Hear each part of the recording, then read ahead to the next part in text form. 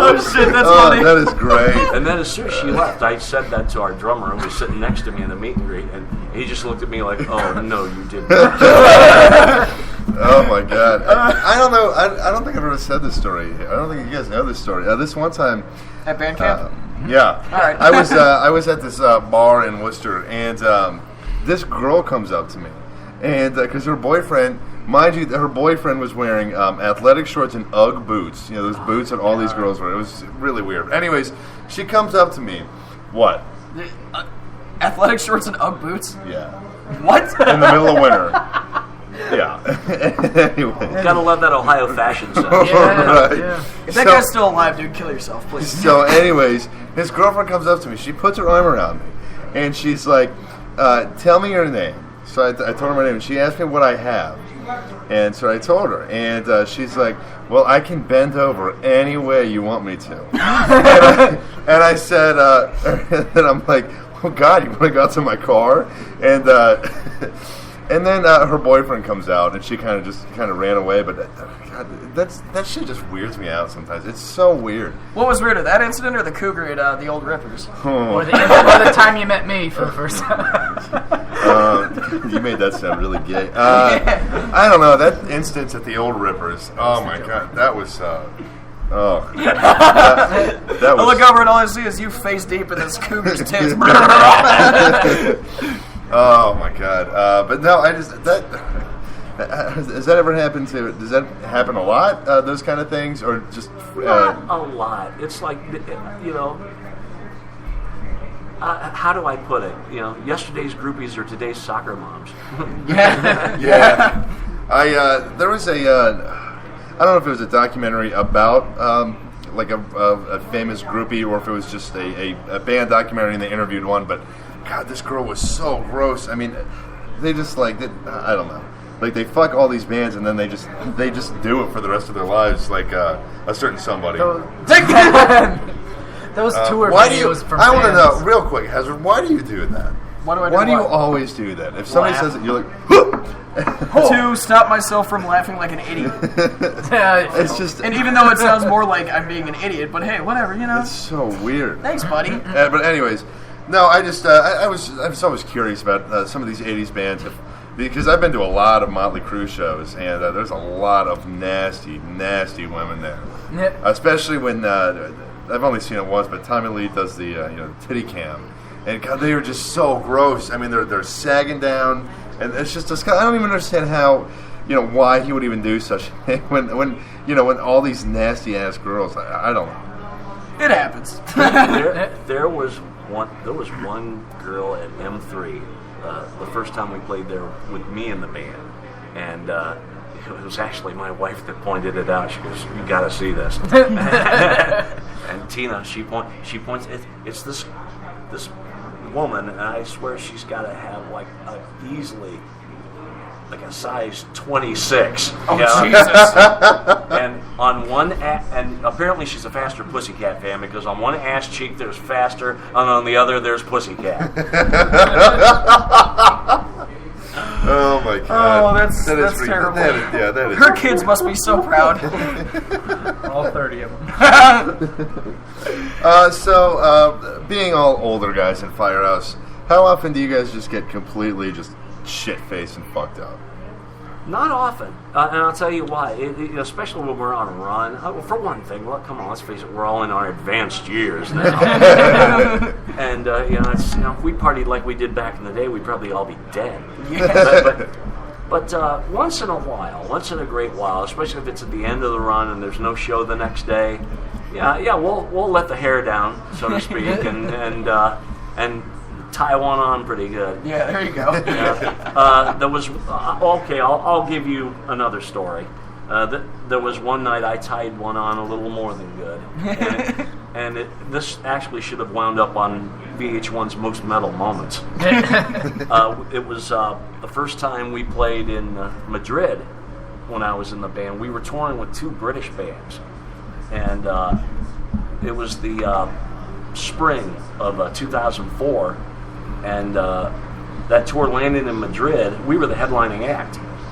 The night before our actual show in Madrid, we were asked to come to a club where the two British bands were playing by themselves that night. They said, hey, why don't you guys come and do like a little acoustic set? Yeah. Like, oh, great idea. You know, we'll pump the crowd up for the concert the next night.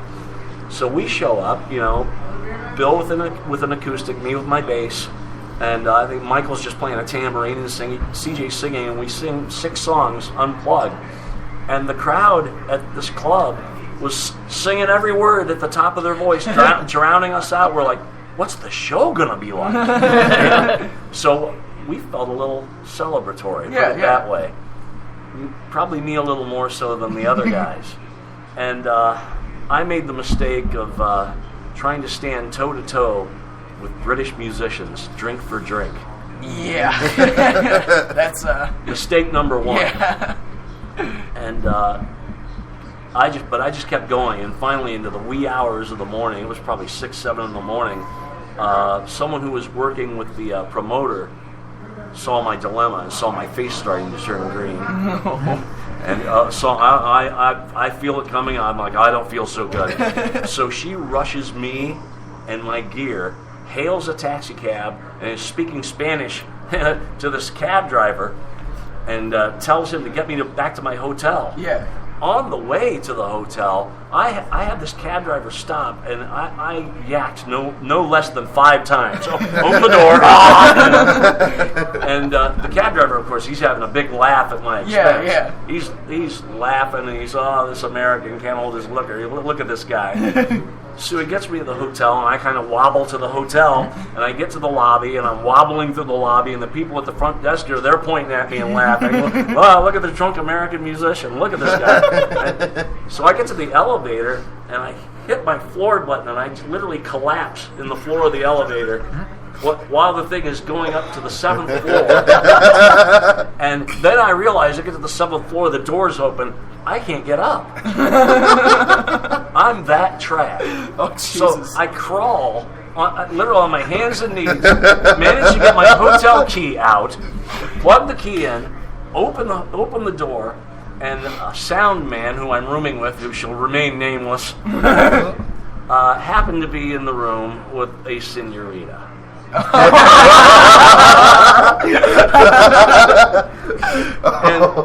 I'm too trash to care at this point. I said, do whatever, I'm passing out. I pass out. In the doorway? No, on my bed. How long ago was this? The spring of 2004. Okay. Then I wake up with the feeling again, oh God, I'm going to yak again. And I run to the bathroom. The bathroom is locked.